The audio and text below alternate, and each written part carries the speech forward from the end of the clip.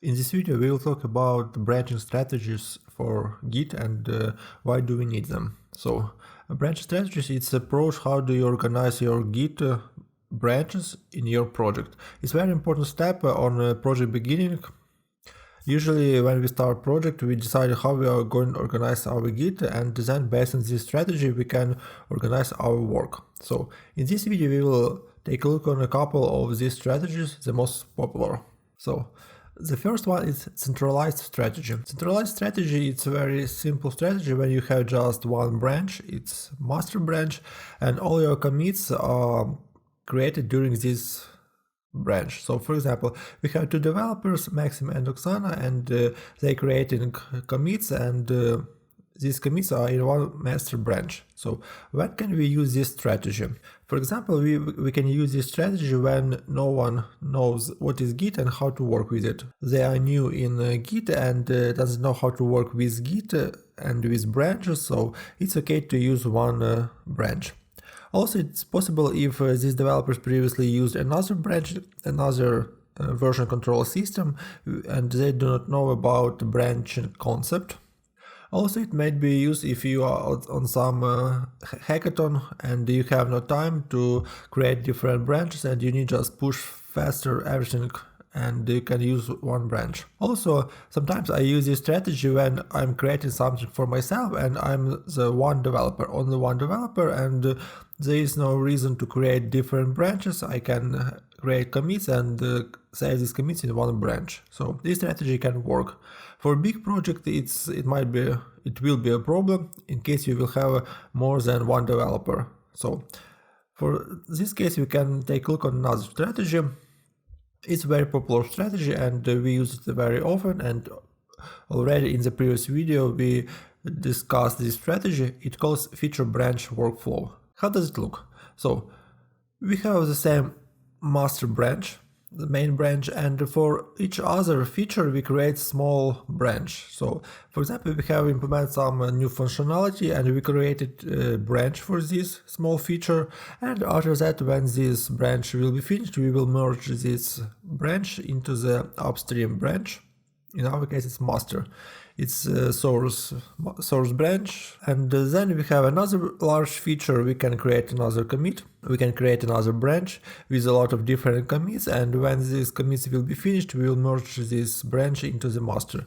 It's a really popular branch, and during my experience we use it very often. If you have different developers and each developer should develop their own branch, their own functionality, fix some bugs. So in this case it's a good solution for using different branches. Another very popular strategy is Gitflow.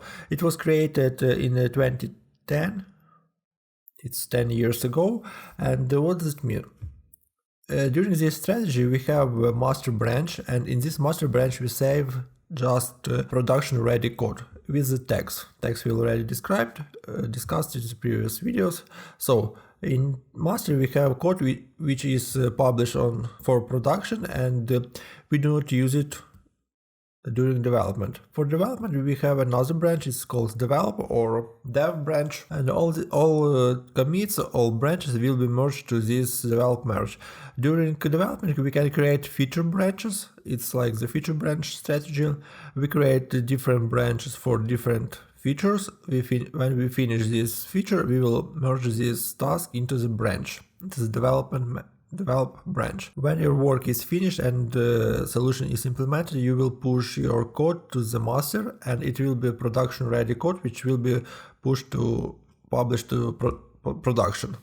Also during this approach there are some additional specific branches, that's release branches and hot fixes. For example, we have some release branch, we can push our code from code freeze to this release branch, maybe fix some small changes, and then this branch will go to production.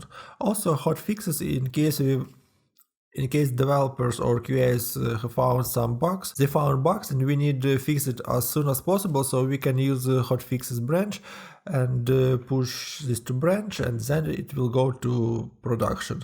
So it's a very popular strategy. We use it on our projects too, a couple of times, and it's very good in case you have average size project and 5-10 developers.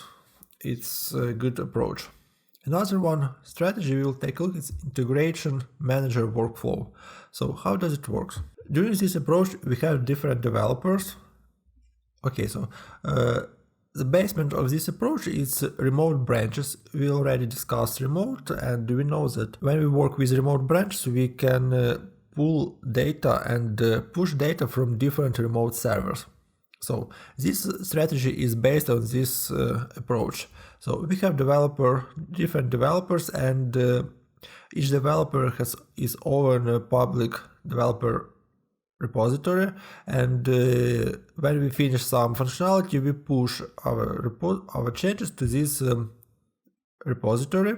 And we have integration manager. It's a special person which gets this pull our changes from these repositories and resolves all conflicts and finalize our code. And when code is fine, this manager pushes this code to Blast repository. Blast repository is a special super repository which any developers haven't access to this repository. They can just pull data from this repository, and only integration manager can handle this repository and has rights to push to this repository. So how it works? Developers push their changes to special public repository. Integration manager pulls this data from repository, checks if everything is okay.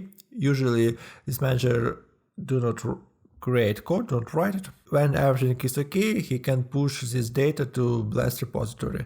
After that, all developers can receive the latest data from this Blast repository. This approach can work very good for distributed teams when they are in different locations and can discuss how to organize work. Really, from my experience, I didn't use such approach, but it can work. Another similar approach to this one is Dictator and Lieutenants workflow. It's very similar. The only one difference that we have something like proxy with a few lieutenants which receives data from your developers and then push this data to Dictator. And then we have the same Blast repository, and only Dictator has rights to push data to this repository. This approach works for really huge projects. For example, as I know, Linux kernel is written using this approach because there are a lot of developers. It might be for open source. When you have a lot of developers different and you need to handle somehow this merge request. So every developer, they has their own lieutenant and they pushes the data to this lieutenant. He or she resolves conflicts and pushes data to Dictator, and this Dictator has the final version of the code and just and he can push to this Blast repository, and then developers get updated version from this Blast repository. And one more approach, it's Foking workflow. It's based for GitHub approach. So how can we do it? It works very well for open source projects also. We have original repository on GitHub, and we have original developer who created such approach, such repository, and it's some popular and important module, and this developer doesn't want to share access to this repository with other developers. In this case, other developers, they can create a fork of this repository. Fork, it's a copy of your repository. They just forked your repository, and they can create a different couple commits with some functionality or bug fixes or some additional solutions, and then they create a pull request. Pull request is something like commit but in a GitHub approach, and they created pull request with all these commits, and this pull request is assigned on this original developer, and then developer can decide is these changes are okay, and if everything is fine, he can pull this data and merge into the original repository.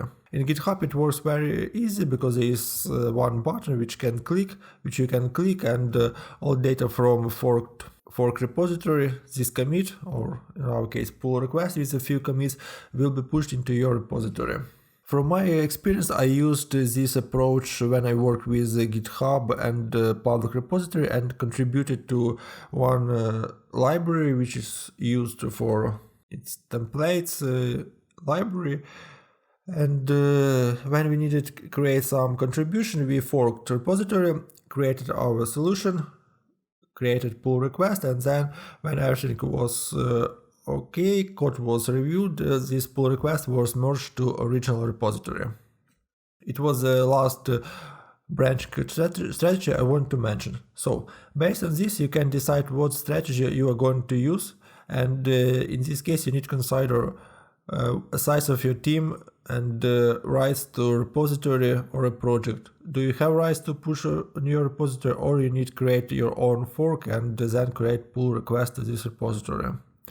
And this topic is also popular on for interview questions. And if you're going to have some interview for some company, somebody can ask you about different branching strategies and how does it work and how it affects on your project and time of developing your project. So that's it. Thank you for watching.